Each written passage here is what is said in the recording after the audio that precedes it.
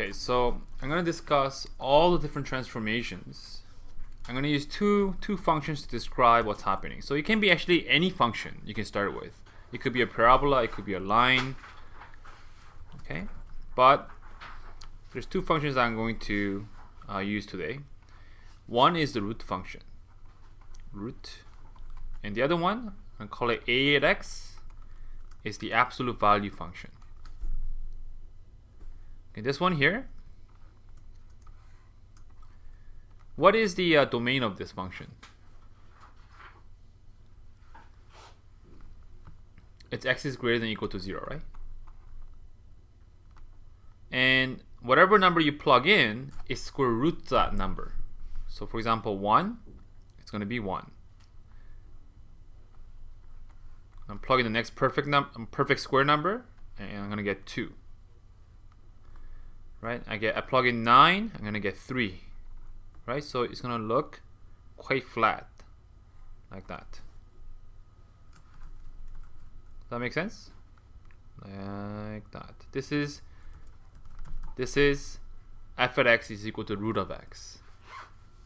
Okay? Now, let's also visualize the absolute value of x. If you plug in 0 into absolute value of x, it stays 0. If you plug in 1 or negative 1, what do you get? If you plug in 1 or negative 1, you get 1 still, right? Whether you plug in 1 in here or negative 1 in here, you get the same value.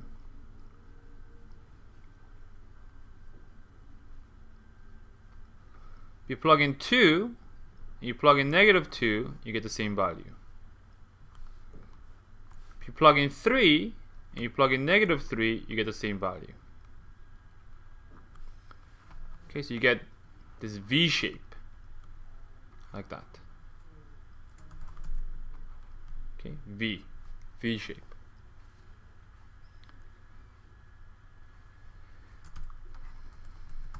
Okay, so you're expected to have these two functions, the shape, they're basic enough that you're expected to have these memorized.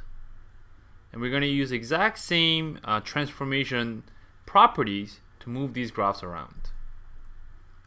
Okay, so we're going to first discuss what happens to any function if you multiply this function by a number a.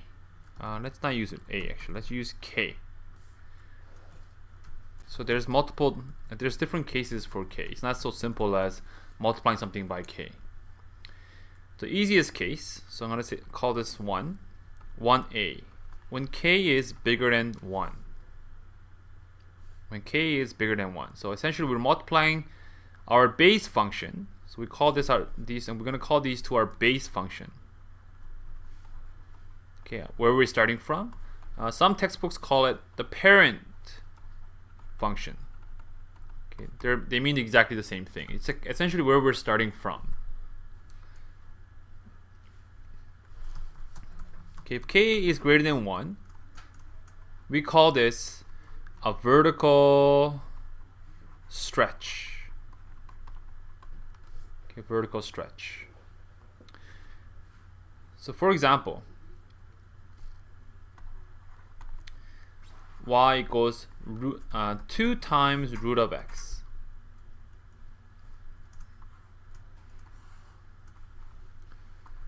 So when it's 1, it's going to be 1. When it's 4, it's going to be 2, right? So this is the base function. Now, okay, look. This 2, what it does is, look, see this 1 and 1, right? This 1 represents the result of f at 1. This 2 here represents f at 4. So if you multiply by 2, do you see that we're going to get this point right here is going to move up to 2. It's going to get twice as large. See this 2, f at 4? In the new function of y equals 2 root of x, that will double. It'll go up to 4. Okay, twice as high. And so will every other point. We can't really, we don't want to really show every single decimal point. But see this length right there? That height? It's going to double. See that height? It'll double. See this height? It'll double. So the graph looks like this. Okay, does this name make sense? Vertical stretch. I hope it makes sense to you, because we keep the x values exactly the same, but the y values get doubled. So it's a vertical stretch. Okay, the x value stays the same, the y values get doubled in size. Okay, also there is a notation, a very useful notation. Okay, transformation mapping.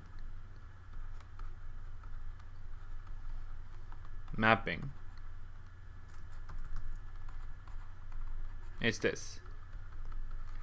From our original point, our base function. This is referring to the base function points. Because now it's y equals, so this can be written as y equals 2 f at x, right? Since our f at x is equal to root of x. This is x doesn't change, but the y gets doubled. This tells you exactly how the x and y are changing. This is actually very useful to plot your new points. For example, the original point 0, 0, it stays 0, 0. 1, 1, 1 stays the same, but the other second one gets doubled. Right? 4, 2, 4 stays the same, 2 gets doubled. Okay, so that's how you use transformation mapping.